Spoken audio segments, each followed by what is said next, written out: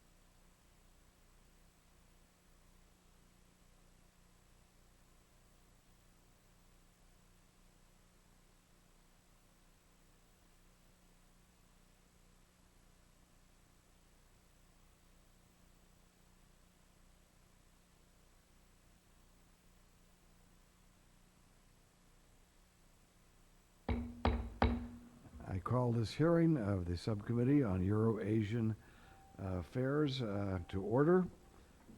Pursuant to notice, for the purpose of markup, I call H Resolution 284, expressing the sense of the House of Representatives with respect to promoting energy security of European allies through opening up the Southern Gas Corridor and move its recommendation go to full committee.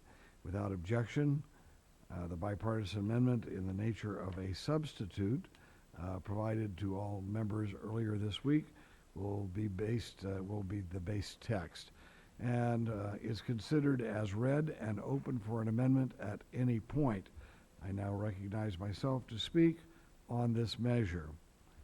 House Resolution 284, introduced by Congressman Turner, is a timely piece of legislation which supports Azerbaijani, the European Union efforts to promote the development of energy reserves in the Caspian region and transportation lines to the west. This will help further Europe's energy security and the development of economic ties that will add stability to the region. This tremendous energy project will be an economic building factor that will benefit a wide swath of global population. Some see it as a balance to be used against Russia's influence, and that is a very negative way to look at it. It is instead, it should be looked at as an uplifting project, not hostile to anyone or any country. Making oil and gas more accessible, more efficiently transported, and available to more people is a positive thing. That is why I am supporting this legislation and would not do so if the Southern Gas Corridor project was aimed at hurting any one country, especially Russia. This subcommittee has been investigating the issue of resource competition in Central Asia and the Caucasus. The United States should be supportive of our friends and allies who are developing their energy resources and building infrastructure which creates stability and lifts people out of poverty. I would especially like to highlight the significant role Azerbaijan is playing to develop the Southern Gas Corridor. Azerbaijan is an ally of the United States in a very tough part of the world. After having been to Baku, it is my sincere hope that the economic and security cooperation between our two nations will continue to grow. Azerbaijan has come a long way since their independence from the Soviet Union, and we will continue to be their friend as they keep on the path of development of a vibrant economy and development of democratic institutions that are good for the people and good for the economy. The bipartisan amendment in the nature of a substitute, which the ranking member and I have agreed to, includes an update to reflect the final selection of Trans-Adriatic pipeline route to carry natural gas from the Caspian Sea to the markets in Europe. Members will have 5 days to submit their statements for the record. I now recognize my ranking member for his comments on this resolution. Mr. Keating. Thank you, Mr. Chairman, and I thank you for working with me to include language to narrow the scope of today's resolution and promote energy diversification initiatives such as the development of the Southern Gas Corridor. Although our focus today rests on the Southern Gas Corridor, I support the promotion and development of energy diversification projects worldwide, including in Armenia and Turkmenistan. Such projects have the added benefit of increasing regional cooperation. Further, it might be cliche to say that energy security is a national security issue, but the fact remains that access to secure, reliable, affordable, and sustainable energy is essential to America's future prosperity, to defending our way of life, and to maintaining our global leadership. In recent years, the United States has made tremendous strides in energy security, using new technologies to diversify our energy mix and reduce our dependence on foreign sources. While I personally would like to see greater emphasis placed on new renewable types of energy sources, the progress we have made thus far has strengthened America's political and economic standing around the world. It's in America's interest to help other countries strengthen their own energy security, not just our partners and allies, but countries around the world. Overdependence on a single source of energy places a country at great risk in the event of conflict or natural disaster. In cases where one country depends almost exclusively on another for its energy, it also increases vulnerability to threats and coercion. Energy diversity dramatically reduces the risk of regional conflict and instability. It also promotes competition and innovation, which in turn reduce the cost of energy and increase its availability, which in turn helps alleviate poverty in developing countries and spur global economic growth. Innovation and new technologies have had a significant impact on world energy markets by increasing the number of energy-producing countries. However, equally significant advancements in energy delivery mechanisms are needed to enable energy producers to export their energy to countries where energy is scarce. By helping countries transform themselves from energy producers into energy providers, we can significantly enhance global energy security. For decades, many European countries relied much too heavily on one source of natural gas. Development of the Southern Corridor project would change that reality by bringing vast reserves of natural gas from the Caspian to an eager European market. The United States can and should support this initiative by working with Turkey, Georgia, Azerbaijan, and the European Union and its member states to further develop this important gas corridor.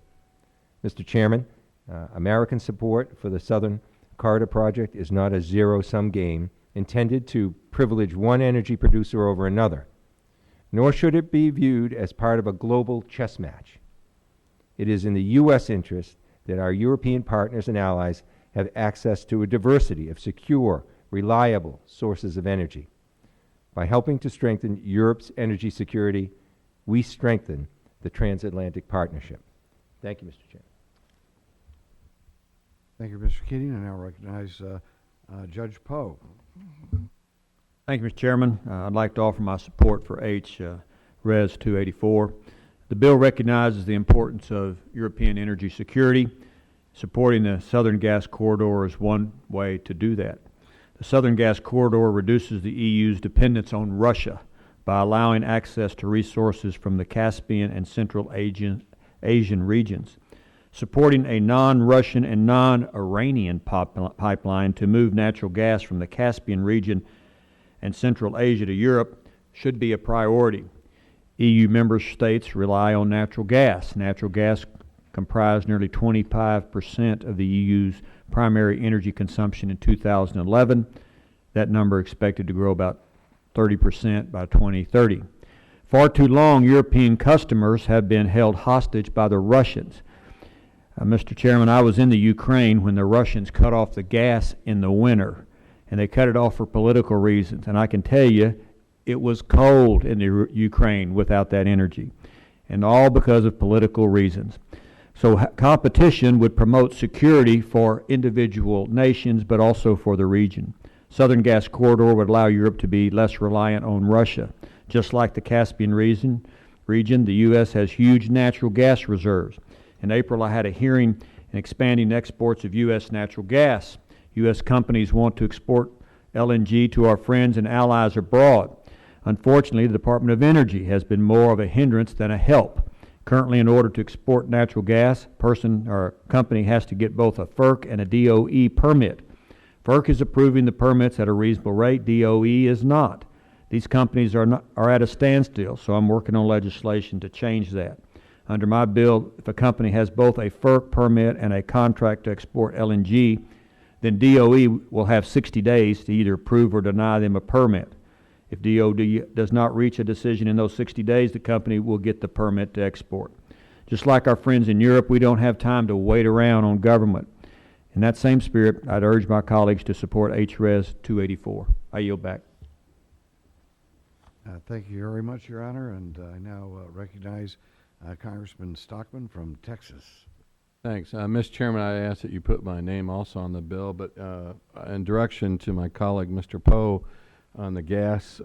If you do that, please add my name to the bill because it's important, especially to my district. We're anxiously awaiting on the DOE also. I just got back from Azerbaijan, and this is a nation which has really turned around quite significantly. It's a nation which the GDP, since the new leaders has taken over and gone to free economics, has developed very rapidly. And this is good not just for Europe, but it's also good for the region and for competition. And I just excited that you're, Mr. Chairman, you've introduced it, and yield back the balance of my time. Thank you very much.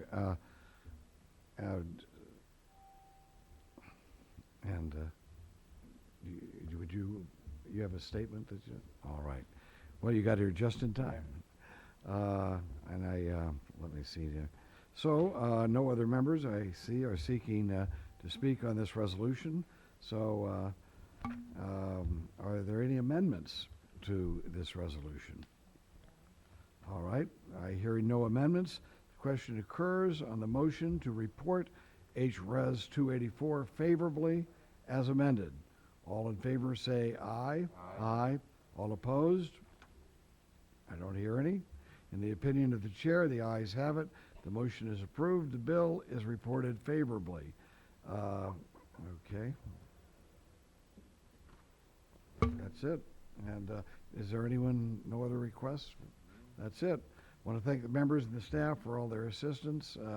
Let's move forward now within full committee. And as I say, I think that when we are facilitating transportation, we are making energy more accessible throughout the world, wherever that is. That is a positive thing. It uplifts people. We're talking about the creating the existence of wealth. And the existence of wealth is a very positive thing, especially for people who are trying to uplift their conditions in so many parts of the world, especially now Central Asia, which is the focus of this committee. So with that said, the subcommittee now stands adjourned. There it is. There you got it.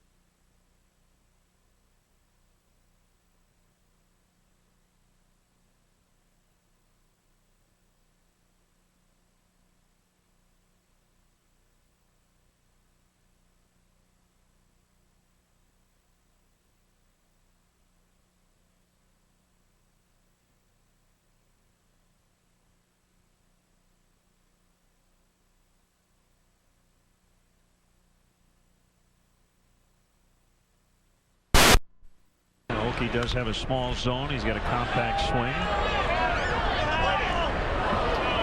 He's a smart hitter, too. You know, they play him the other way, and he does hit a lot of balls to left center and left field. But if he gets in the hitter's count, and we've seen him do it in this series, if he's 2-0, 3-1, every now and then he'll get a little more aggressive, try to turn on one, and he's capable.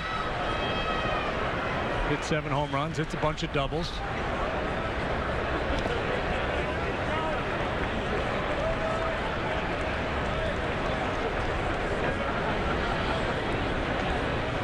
There is a 15.6% chance he'll strike out if you base it on